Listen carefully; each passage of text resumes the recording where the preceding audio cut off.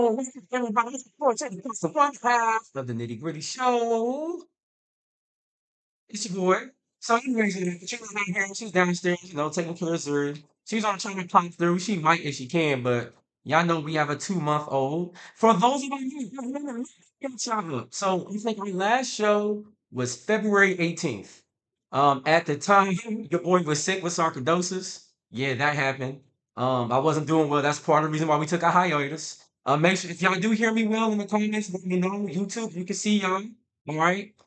So anyways, I got sick, but we're overcomers over here. That's why y'all didn't hear me post about being sick or being down because that's not what we do around here. You know what I'm saying? I plead all my blessings and all my healings through the blood of Jesus, and that's why I'm still here, right? So yeah, had the sarcoidosis thing going on, had a lot of symptoms. Not even gonna go into that because it's not a big deal, but I was down bad for a second though. I'm not gonna lie about that. I was down bad for a second.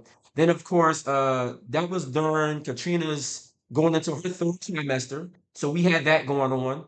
I had some personal changes, professional changes, had a lot going on. So this is ridiculous. So we just started taking hiatus. So our last year, I believe it was February 18th. And we just took a break. And people have been messaging me saying, hey, Juan, man, you need to bring back the nitty gritty show because what you mean you can't see anything? It's like a few moments later. Okay. Hold on. Hold on, let me check. My wife is saying y'all can't see me. So wait a minute. Let me see what's up. Cause you can see me. That's what it is. Like I said, that intro. Yeah, yeah. Cause it takes a few seconds to come in. It shows up late, man. It's delayed. Um, my bad, y'all. That was wife was like, hey, I can't see you. I can't see you. We went live, but we got that intro, that waiting scene. See, we've been going for a while. She forget there's like a waiting scene before we actually go live. You know what I'm saying? But that's cool. That's cool. But yeah, so we went through. Obviously, Katrina's here. She does. All right. So Nicole says she can see. We got the DMV. I gotta make sure I got all my little joints right. You know what I'm saying? Let me see. Let me hit a little thunder. Nah, that's rain. Let me do I have like a bomb drop. I guess I don't have a bomb drop anymore. So what I'm gonna give her is the yeah, yeah, shots fired, shots fired. I got like a whole new realm of like beats and songs. I got to get used to it. So we back. But yeah, so this is what's set to happen soon. Yeah, let me get to the sweet part. So I'm saying the second to the hiatus. Katrina had the baby June 13th, 2024, right? So actually, as of right now, Zero's just a few days over 2 months. So we had a healthy baby girl. She was 7 pounds, 3 ounces. I think she was like 20 inches and some change long. Now Zuri's over 10 pounds. She's like almost 24 inches. So she's doing really well on her growth chart. Healthy baby. She looked like daddy. Matter of fact, see if you can. Do you have a picture I can pull up? Let's see. I didn't upload a picture here. Let me see if I can pull a picture. Do you have a picture? Maybe I'll show you guys a picture. You know what I'm saying? Because I do have some. I'm not that trash of a dad. I got pictures of my baby. You know what I'm saying? But I have to show y'all one of her good ones. One like when she's smiling or something. Because Ziri, she be making some faces at us, y'all. Like she be giving us the blues sometimes. Ziri has so much personality. It's amazing sometimes. It's like, wow, this child is like, you hear people say all the time, you've been here before. Zero's one of them, especially, it's like sometimes it'd be like, nah, she's really been here before. So she's been a joyous addition. The family's doing well. Really important. Katrina's doing well, right? Because as we know, the black maternal rate is really scary in America. It really is. And I think black people, male, female, whatever, we need to advocate for our women more often when we talk about birth because it's such a scary place. And black women, you guys deal with so many different things when it comes to your maternal health. And we overlook that conversation too often. And we need to give more respect to that conversation because there's a lot of black women out there dealing with a lot, and nobody wants to talk about, you know, the things black women deal with, because who wants to talk about that one thing they had or that one issue they had in the past, right? That's not a very comfortable conversation for a woman to have. So I think it's just one of those things we have to really respect, and we have to like understand that this is a serious thing that black women are dealing with, and we just got to give some respect to it. So we definitely can talk about black mental health. That's going to be one of the subjects we talk about here on the show. Today I didn't have a specific subject. We're just gonna run through some things, get you guys caught up. I'm gonna talk a little election news, a little Olympic news. We'll laugh a little bit. Hopefully I won't even take up the whole hour today. So you can expect to see us like we normally were before, Sundays at 8, right? I'll be here, or Katina will be here, or it'll be me and a guest here, whatever the case is. But we back. And I hope y'all look forward to it. Also, I got that picture ready for y'all. Like I got my whole thing set up a little different now. So let's see. Picture screen. Oh no, not that one. Share screen. There we go.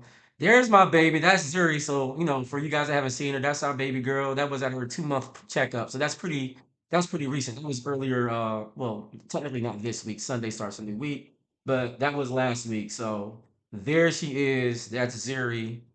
Just before she got her shots.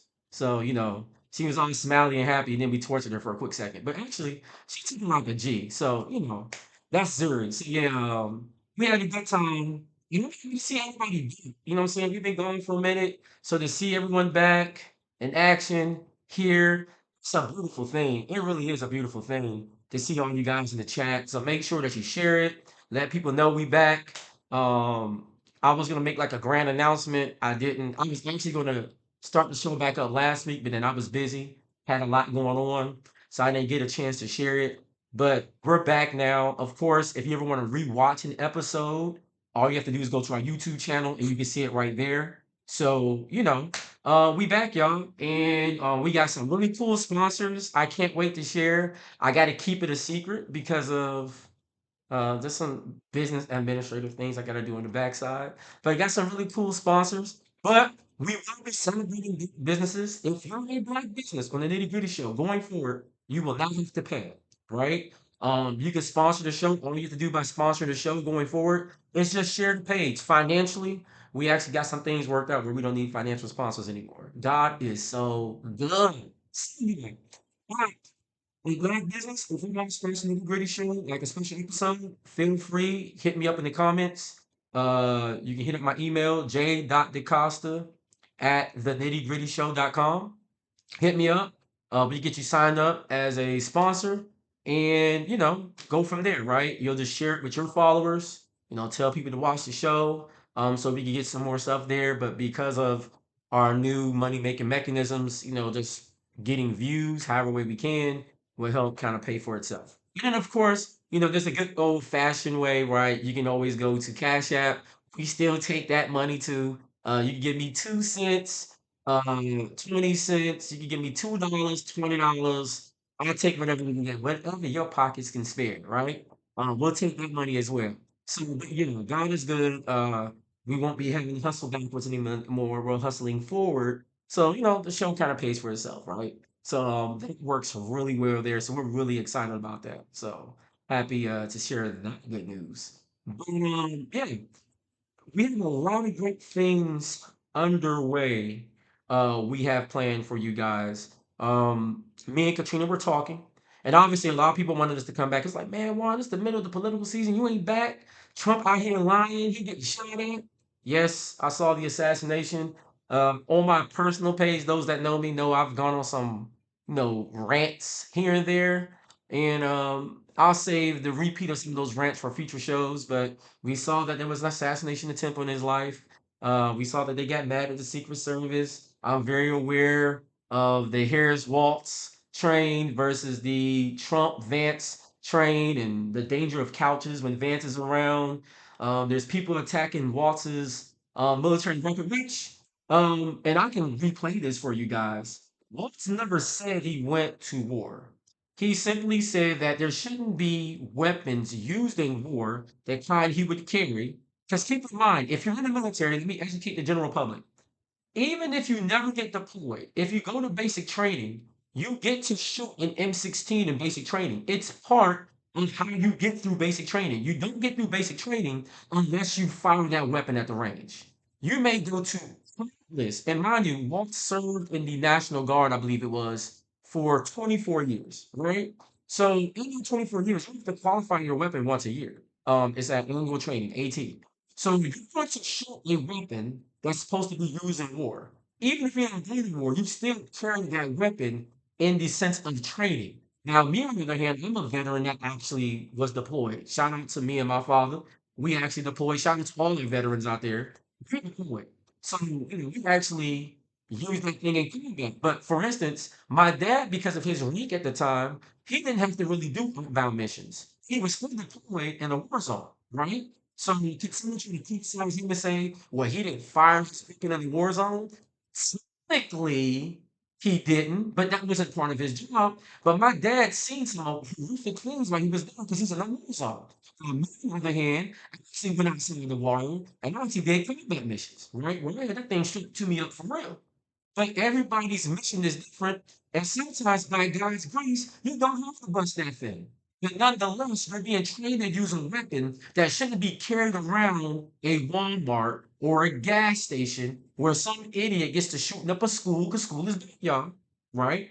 Or somebody decides they get into an altercation on the road, and now it's bad enough people carry guns and shoot a handgun at you, but how much more catastrophic would that damage be if he starts blasting an M16 or AK-47 out the window because he's an NRA gun enthusiast? Not a good idea, right? So what Roots was trying to communicate is these weapons they're supposed to use in war, we should keep out the streets. We should have a higher classification of how you qualify to meet um licensing for that kind of weapon, right?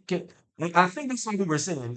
But when they tend to make this thing about his record and all that, you're straying away from the real conversation, which is let's keep weapons of warfare off our city streets. Yo, let's give you maybe like get master give you a research. I'm still looking at my stuff here. I thought I had like bomb or blow up sound somewhere in there. You never get okay, show me something. There it is. Yeah, drop a bomb for you. Let me drop another one for you. There we go. Yeah, like still working on my sounds and my stuff. Just work with me, y'all. We just newly back. I had to change some of my formatting and update my software. I had got a new computer. There's more to this in the background with software and editing than people realize. So you know, I got to work on it. We got cool sounds in here, all that good stuff. So I think that was Wallace's point, is that we want to make sure that we have healthy gun checks, things of that nature going forward. I don't think anybody's going to complain about that. But for some reason, some folks did. And I'm not telling you guys to vote for the Harris Vance ticket. I'm not telling you to vote for the Trump Vance ticket. But I will recommend, and we will go over this further in future episodes, we will examine policy, we will examine records, and then we're going to take a step as I was saying earlier about me and Katrina was talking about it, we want to have this basic educational subject on how government works. You see people saying, well, I didn't really care about the Michigan Senate race because, that was no big deal. He's just a senator. He's not just a senator. And they're referring to my man Alpha I can't think of the actor's name, and I feel horrible about it because I was just talking about him the other day. Um, Hold on. If I don't say his name, he's gonna kill me. He didn't he didn't get it. Anyways, Harper was running for state in Michigan. He never did get Obama's endorsement because he was running against a sitting Democrat at the time, right? The importance of the Senate race, period. Like there's a Senate race going on right here in Maryland. Shout out to Angela Alsobrooks. She's a heavy contender in the race, and the other person of note is a past governor, actually our most recently past governor. We have Larry Hogan, right? Now this is important when he's going to be running for Senate. This controls the money. City also confirms appointments to the U.S. Supreme Court. So when you think about what the power of the Senate is, it's very powerful. So anytime you approve any budget or any money, this goes through the Senate some kind of way. And then your vice president, in this case, Kamala Harris, if it's a tie, she gets to be the tiebreaker on that decision. So when people say there's no power with the VP, there is power within the VP because when you're taking a money issue that supports all of America, your VP may be the deciding vote on that, right? Congress puts new rules and new legislation. That's super important because we're talking about what laws affect us at the federal level. That guy who's in the County who just elected to Congress, he's the voice there. Like, for instance, I read Glenn Ivey. That's my local congressman here in Maryland. I read him because Biden, who at the time was still running for president, this is before he had now stepping down and they brought in Harris. He made the comment that he wanted to raise capital gains tax to 46.6%. Now, you don't have to really make more than 450,000 the group they want to tax there. But if you're in a position to where you live off commissions, so let's think of our car sales guys, our insurance salesmen, our real estate agents. You have people that work like in telecom where they get like a base salary plus commission. Anybody in sales, anybody who, if you purchase stocks of any kind, if you purchase crypto of any kind, when you sell them on the back end, you get taxed as capital gains tax. So when he's talking about raising that from 38% to 46.6%, interesting. He's like, well, wait a minute, if I have a pension from 1K, if I have a 529 plan that I have to divest because my kids get a scholarship to college, then now that impacts me personally. So what I did was, because at the time I started in the vote for Biden, I wrote my representative Glenn Ivey and said, hey, listen, you never get a conversation with the president, but you will. Can you let the president know that as a supporter currently of his, I do not support him talking about raising capital gains to 46.6%. And by him being my congressional voice, he can then tell the president, hey, I know you're talking about raising capital gains, but I have constituents like Juan DaCosta that says you may lose his vote or you may lose his support if you do this. So when we support the candidate, he may not like on his policy, but if he's going to be your candidate, what you do is you have a conversation with that person. You have a conversation with the person who's in office. Martin Luther King was an amazing example of this. When JFK died, the civil rights movement didn't die with JFK. Martin Luther King said, all right, well, let's talk to racist Lyndon B. Johnson. We don't care. You know, it's under Lyndon B. Johnson, we got the Civil Rights Act of 1968. So always turn to the person of office. You never understand why people got mad at people like Killer Mike, who talked to a Republican that was in office in Georgia. He's the person in office. You need to go talk to him. I never understand why people got mad at someone talking to Trump when Trump was in office. Now, they wouldn't do the flip op thing so you can say, hey, my black Americans, I love them. Some black things, some notes, but these are my black Americans. And he's my colleagues, I think they came to talk to me. So no, you're not gonna lose me. But you can have a quiet conversation behind closed doors where I can express to you how I feel. It could be discontent and whatever, and then hopefully you'll help support policy that supports the things you care about. Maybe you may not be affected to what got you in office. I can say to you, hey, listen, you may want to ignore us, but guess what? Typically, in the voter eligible population, black people tend to be about 85% participants. So therefore, you kind of need our vote. You kind of need our vote. So I need you to pay attention to what I mean, right?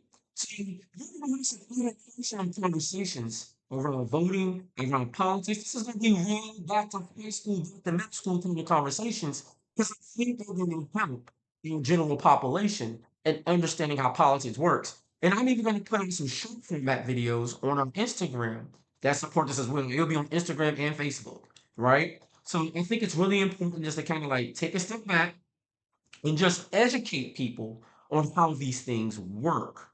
And of course, you guys know relationship talk. We'll talk relationships. There's been a lot of crap out there. I've been, Instagram, see this happen. There's still this conversation about how much money people need to make. There's still this conversation of a new one that I saw. Katrina can't wait to talk about that one. About this, it was a young lady. She kind of got crucified in a lot of places because she said she couldn't date a man that doesn't come from a two-parent household. And then the world found out she didn't even come from a two-parent household herself. But I think there's a lot to unpack there about how important is it that somebody comes from a two-parent household, right?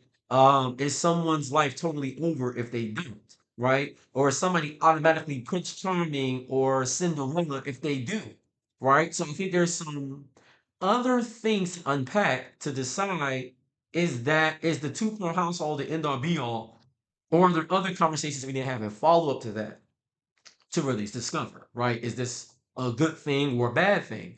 So we'll definitely dive into relationships. Of course, we always talk about politics. We're talking about social economical things because there's some stuff we can wait for our reparations till we're blue in the face or till 20 generations have passed. They may not give it to us. But there are ways we can control our money today, right? To where we can create generational wealth despite not being paid our just due, despite maybe not being paid equal to a white man's dollar, despite coming from broken households, having made mistakes, bad credit, you name it. We're going to really dive into finances along the way as well, because I think it's vitally important if we're going to enrich people. I think there's a journey, not to sound too preachy, but there's a journey coming behind what the Nitty Gritty Show does. And then one thing I was looking for while we were on hiatus is there somewhere else we can point people to where we don't have to bring the show back?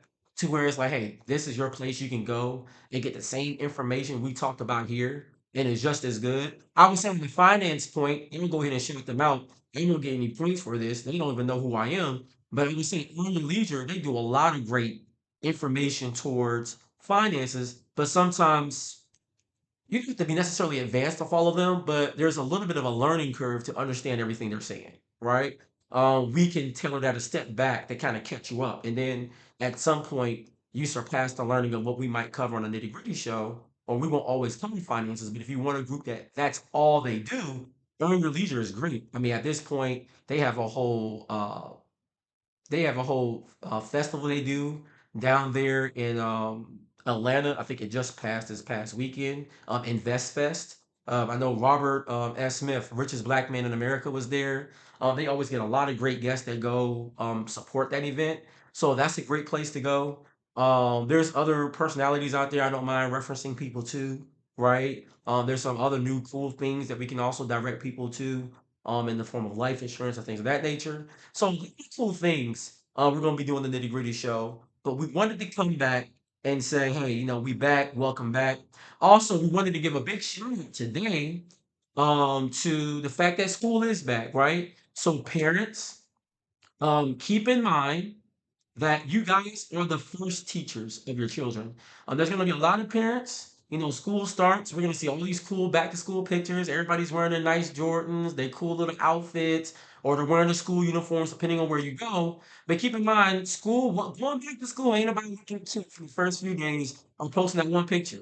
Can you post that report card? Can you post your child's progress? Are you proud of the scholar that your child has become? Shout out to the McKinneys who have done an amazing job with their daughter Salai, and she got accepted to one of the most prestigious academies in the Chicago area because of the work that they diligently poured into that young lady to get her into that school, and they were blessed beyond measure with that process, right? Where they didn't have to come out of pocket and spend that crazy amount of money. I hope you guys don't mind me giving you that quick shout out, but it's an amazing story. But I think that's a testament to when parents decide to be the first teachers of their children. Something me and Katrina are doing, and I've done this before with my older children, is we've been doing sign language. With the child, when you teach them sign language, it increases their cognitive abilities, but then also it keeps them from crying as much, but it sharpens their mind in a way to prepare them for school and a learning environment. And then there's things you can do with Montessori toys. There's different things like limiting their TV time. So many times as parents, we get tired, we're overwhelmed, and it's just easy to put a tablet or a phone in front of your child. But we have to start giving our child more playtime. I actually read in a study recently that there's a danger behind giving your child uh, tablet or device because what happens is it messes up their near sight. So their eyes starts to form as a cone versus more circular like it's supposed to, and it's causing more kids to deal with blindness or nearsightedness issues because their eyes are not forming the right way. Because when their phone is so close, it causes their eyes to kind of like form at a cone because they're viewing things so close, right? So limiting TV time and tablet and phone time is actually critical to your child's genetic growth, right? And then another thing to consider that you're the first parent is, we have to be the first teacher. So let's take that job more serious. And then it allows us to give a little grace to the school system because so often I hear people shop for this school system, that school system. And I think we put so much pressure on the school system to be better for our children. We forget that the school system is not supposed to raise our children. They're just supposed to supplement what we first teach at home, right? And if we do that appropriately, we don't have to be overly concerned about the school or the school system to do a job that as parents we should be really doing ourselves, right? Let's get back to being more involved as parents, right? Call this call the teachers in. Get involved with the PTA or the PTSA, whatever they call it in your area. Sometimes they call it a Parent Teacher Association. In Maryland, they say PTSA, the Parent Teacher Student Association, to get the kids involved in that process. But I think it's important, either way, be involved at your school. Shout out to my mother, Mamie. One thing she did really well when we were kids is that she would pop up at the school. Now that pop up at the school wasn't just to discipline us, but trust me, we did teach a lot of discipline. All right, we taught a lot of strong discipline. Let me do a really quick. We took a lot of strong discipline on that. But what it did do was it kept me in check as a child and my younger brothers, because you never know when mom might pop up. But guess what? It kept the teachers in check. Because now the teachers are aware, well, you know what? Miss Mamie might pop up anytime. So if you're not doing my job as a teacher, we have to answer to this woman about that, right? So I think we could go to a point instead of us being a us versus them, let's try to do our part to partner. So that way we're a valued contributor to the school system. Maybe they see us once a month, a few times a quarter, what have you. If they know we're if we're interested, teachers automatically treat your child different when they know you're involved. There's a different experience your child will receive when they know mom and dad are showing up. And now there's a more invested relationship in your child's learning because now they realize you're part of the process. And we know some teachers are just trash. So some of them are just there because they went towards this profession, that profession. They're just looking for a quick check. Most of them leave the school system in a matter of 5 years. They didn't want to be in education in the first place, right? They just looking for a check and they want to be happy. They're trying to do their girls trip, their guys trip. They just want to come there, get their little money, keep it moving. You see what I'm saying? So we don't say teachers are trash. I get it. All teachers are trash. Okay. I'm not going to talk break a percentage because I'm not sure where they're strong. But what I do know is what we control is what we can do as parents. So let's be involved in our children's education. And then with our kids, let's create environments. This kind of gets me to my first point, but let's create environments where we can get our kids accountable. I think sometimes as parents, we let our kids off way too easily, right? I've seen kids that learn the latest, Sweetie song, Sexy Red song. Why your young girls keep listening to Sexy Red is beyond me, but that's a different conversation. But they learn the latest Sexy Red song, they learn this song, they learn that, whatever. And if they can learn that, then they can learn the ABCs, they can learn multiplication tables, they can learn their presidents, they can learn what was the War of 1812, who did we fight, they can learn what's the significance of years like 1776 or 1865. You get what I'm saying? If your kids can do all of that, if they can learn the latest dances, do you love me? Do you want to love me like me? And learn some stuff at school, right? We need to hold our kids accountable to their abilities. So often we allow our kids to quit. I was so impressed. Shout out to the Olympics, right? Watching the Olympics, and one of the most amazing things I saw during the Olympics was the race for Quincy Smith. Sorry, Quincy Hall. Quincy Hall shows such gut and just grit when he ran and he got that Olympic gold. I mean, what he did was no short than amazing. And it needs to be celebrated. It needs to be like looked at because what he did was nothing short of amazing. And what I learned watching him in that moment, hold on, because I want to show you guys this race because like what he did was amazing. It really was. But I was so impressed with Quincy Hall during that because he kept going. And there was a commercial that kept running during the Olympics. It was showing this commercial. I forgot what they were advertising, but it was showing like all these kids like in high school, elementary school, and they're doing these sports, and the parents are saying things like to them like, "Well, maybe you could just take a break. Maybe you should just quit. Maybe you should do what makes you happy." And you show these kids persevering regardless, and they become these Olympians. And I think sometimes we don't put enough pressure or rigor on our children. And we need to get back to that to a certain extent because when we allow our children to bow out or to quit or to give up on themselves, it's like, what life lesson am I teaching you that I'm gonna allow that? So I think there's something that could be learned there. So I'm gonna share with you guys a quick video, right? Let me set up my screen. And I think this is really cool. And I'm gonna show y'all. And this is gonna be Quincy Hall at the Olympics. Just watch his race and you'll be inspired. And I'll talk here in a second. So let me play this real quick. Shout out to the Olympics. It's the final of the men's 400 meters. Let's go. And you already see Jareen Richards on the outside going out extremely quickly. So has Samukonga third from the left. Keep your eye also on Karani James, who's just about dead center of your picture right now. It's Karani James and Matthew Hudson Smith who are running the best backstretch and now the turn. But look at Jareen Richards. Now you can talk about Quincy Hall right there. Give it to US things. He's fading badly at this point, Lee. Jareen Richards on the outside. Matthew Hudson Smith. Karani Four James. points right now. Quincy Hall is coming back. Quincy Hall is digging deep. Quincy Hall is running past all of them. Can he get there? He does.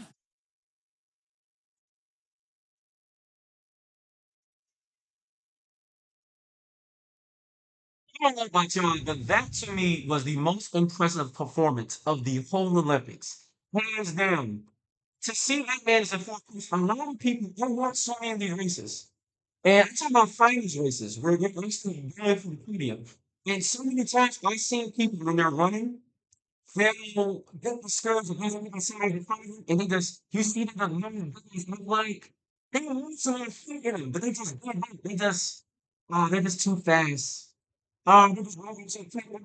Too many races in front of me. And to see Quincy, I mean, he's glitching. He's just he's not even anymore. He's running ugly.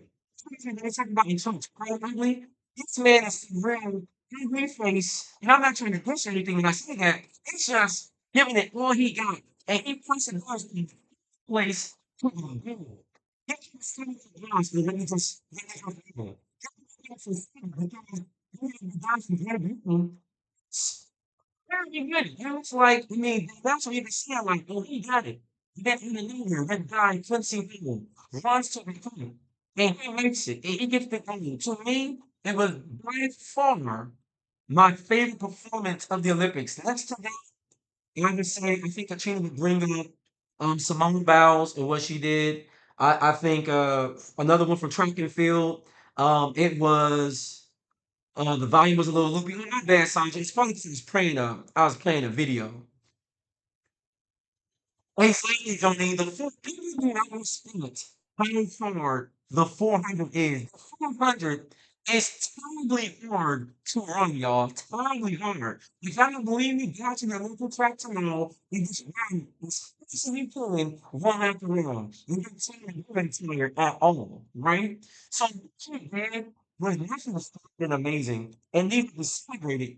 Hey, so the point that I'm making today is sometimes we allow people around us to give up too fast.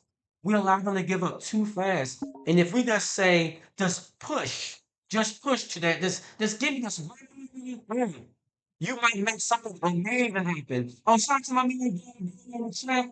You see you? Let me give you a round for you. So, it's one of those things like you just have to push people to that next level because greatness is right there. It's right there. And if you had gave up, you wouldn't even podium. Which from first gets from fourth place to first. Amazing. Then also shout out to the runners from I think it was the men's 1500. We ended up getting gold and bronze.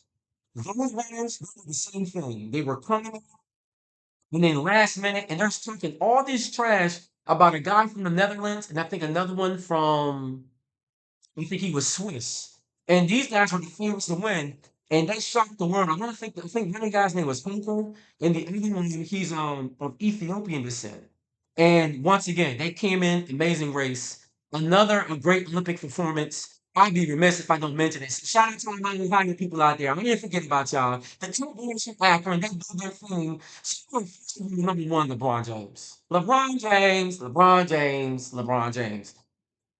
Brother, 4 years old in December and playing like that brother is still 22. Okay? He led in almost every stat except scoring because Steph last minute lit it up the last two games. But he didn't show up until the last two games, right? But the LeBron did his thing. And what they did against France, they put on a basketball clinic. So number LeBron first. Then you talk about your boy Steph, the greatest shooter of our generation. Some might even argue he might be one of the greatest shooters to ever live, right? Definitely showed up those last two games and did his thing. You got to mention your man Kevin Durant because American was in the Olympics. I don't know if y'all know. Maryland represents from your girl Nitty to the young man who ran in the 4x4. These are all Maryland people. You said my. Oh, okay. Let me keep my vocal down. Oh, you know what? Let me bring my vocal down. I told you y'all, it's been a while since we've done the nitty gritty show. So I get excited. And I forget I used to bring my vocals down. I probably sound much better now. If I do, give me a thumbs up. If not, I'll just bring my volume down a little bit more. I think what it does is when I was hitting those red zones, my volume was chopping up. So my bad. Thank you guys out there. I corrected it. Like I said, we've been gone for a minute. So, there's a few things I have to correct. Just getting back in the swing of things. But if things are good, just give me like a heart or thumbs up. Let me know that the volume sounds good. If not, it could be a connection issue, but that's gonna be something else I have to troubleshoot later. And we'll just kind of struggle through this stream, but hopefully it'll be better. But when I think about these Olympic performances, they were literally inspirational because it just kind of it echoed "Don't give up, don't quit." And in all of these great Olympic performances, these were cases where the teams were down. The women's volleyball, and actually before we go on to women's volleyball, when I started talking about um, your girl Sha'Carri Richardson, that was an amazing redemption story, right? Her being able to get a gold medal. I think it was the women's 4x1 where they get that. And then so many women did amazing jobs, right? I know Katrina wish she was up here right now because track and field is always her thing. But women, I think, made up for 65% of the medals won during the 24 Olympics. Could be even more than that, but I want to say safely, if not more, women made up for over 65% of the medals gained during the Olympics. When you say women held it down, men, we gotta do so much better, especially like any of the relay races. The baton pass, trash. You had Katrina over here standing up on top of her couch. He owed because you couldn't get it right, okay? So, men, track and field, let's get our hands together because y'all was making my wife like super angry. But like I'm really looking forward to 2028. I really am. LA, we got a lot of life that's gonna happen in those next 4 years. We got to get through presidential elections. Salt Lake in 2026, we'll have the Winter Olympics. So a lot of things are gonna go on in between then. But I'm looking forward to LA 2028. I mean, me and Katrina have been thinking like, do we want to fly out to LA and maybe catch a couple of games?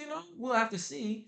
If things allow, because we got more stuff on the way, but it might just happen for us. It might just happen. So we're really excited about being back. Like I said, we'll be back every Sunday, um, 8 o'clock, like we've been. If something comes up and we can't do a show, we'll let you guys know in advance. But other than that, we plan on being back weekly on Sundays, 8 p.m. It'd be myself and Katrina, myself, maybe just Katrina. We'll take it from there. But other than that, y'all, we back. We're definitely back. Let me get used to a little bit of my controls. Had to chase. I literally had to redo everything from scratch. Reformat everything. It don't seem like much to you. You're like, yeah, it all look the same to me. But trust me, there's a lot that goes into the technical background of it all. So we're just happy to have that all situated. and put together. But we're happy to have you back. Also, hit us up in like the comments or any place you can reach us. You see it here at the bottom of the screen. We'll share it again at the end of this video. You'll see it actually if you go to the no, yeah, the handoffs were trash. If you actually go into the comments, right, or the description of the video, you'll see all the different places you can find us. Instagram, obviously, if you're watching, you're on YouTube, Facebook. So we're there. I think we even have a TikTok, but we don't ever use that, so we won't even mention TikTok. But make sure you track us everywhere. We'll be doing anniversary shout outs and birthday shout outs going forward still. Speaking of anniversary shout outs and birthday shout outs, get a little music going in the background. Wait a minute, let me get some let me yeah, let me get a little music in the background. Yeah, let me get a little music in the background. I hope it ain't covering my voice too hard. So yeah, we got a little music in the background. But we want to, I think I've set the mood, right? So we want to do a couple of birthday shout outs. One, want to shout out my man Jerome Scott. I'll say his age because he looked great for his age. My man just turned 44 beginning of this month. Then my other homeboy, close friend of mine, Jason Carver, just turned 40. Welcome to the 40 Club, my brother. Just bought himself a brand new charger for his birthday. My man is doing good. Also, anniversary wise, and he shout out my parents. They just celebrated 38 years on the 9th of August. All right. So happy anniversary to them. So if you have a upcoming birthday, if you have an anniversary that you want to shout out, you name it, let us know so we can shout you guys out, especially from the Nitty Gritty Show. All right. We want to do that for y'all. I think it's important. Right. I hope I like my mood music. It's all it doesn't alert anything on the screen streams. They're not going to be like, hey, why are you playing that music? So, did a little bit more research this time to make sure I don't get flagged or anything or get banned in any countries. But yeah, we're going to be doing shout outs. We'll be doing business shout outs, like I said, for free. You don't have to be a sponsor anymore. Going forward, we'll just shout you out for free. All we ask is that the week that you sponsor us, that you just share your business information on your socials. Pretty simple, right? And I'll make sure I don't say any controversial the week that you're sharing us, so I don't mess up any of your business. All right, so I won't talk about and I won't say and and I won't say and I won't say on the weeks that you guys sponsor us. All right, so we'll have some fun with that. But yeah, look, yeah, man, like, if you got a birthday coming up or anything like that, let us know. You know what I'm saying? We'll hook you up. You know what I'm saying? Like, we'll shout you out, show you some love. You can clip it, put it out, we can do that for you. But really, I appreciate you guys for waiting a long time. We should have gave you a dope beat to step two, right? And we should have been back, but we had some life we was dealing with on our own, right? And but we back. And we're excited to be back. So and better than ever before. So stay tuned. Like I said, every Sunday, 8 o'clock. We'll try not to go over an hour unless the conversation is dope and y'all take it there, then that's on you. You asked for it at that point, right? We're trying to keep it to an hour, right? We know there's a lot of things you could be doing, a lot of places you could be. You could have been watching Game of Thrones, which the season finale was more so like a season 3 preview or whatever. But that's another conversation for another day. So we'll be talking media and stuff on here. So lots of things to look forward to. But thank you guys for being back. We'll see you next Sunday with a dope topic. I'll be my normal self back again. Prepare for stats, numbers, and now that I got my share screen finally together, you put it on the share screen and be like, listen, don't act me Slim, don't act Pew Research, don't act Brookings. Y'all just post the stuff so you can see it for yourself. You feel me? You don't have to take my word as I read it, because some of y'all lazy and even go to the website. So instead, you just have the website right there, and we just go through the tree together. All right? Yeah, like that, like that. So, anyways, once again, thank you guys for joining. We definitely be, you know what I'm saying? I got some more little sounds and stuff I'm gonna play with, like this one right here. You know what I'm saying? Like I'm really excited about my sons, but I got to get used to like where everything is and all that kind of stuff. So we'll get there because I was a little nervous today. You know what I'm saying? But we'll get through it. You guys, y'all get with the program and you'll be back to doing this real soon. Cheering, laughing, and celebrating everything we do here on the Nitty Gritty Show. You feel me? So real soon we'll be back. Looking forward to some great shows and some things we have lined up. So stay tuned, and we'll see you guys next Sunday. I'm your boy JD Comes, the one half of the Nitty Gritty Show. Greatness is with us in the comments and with us in spirit as always. And since that's my boo, she's my baby half. So if you see me, you basically see me. You feel me? But yeah, y'all. We out of here. Thank you for being with us.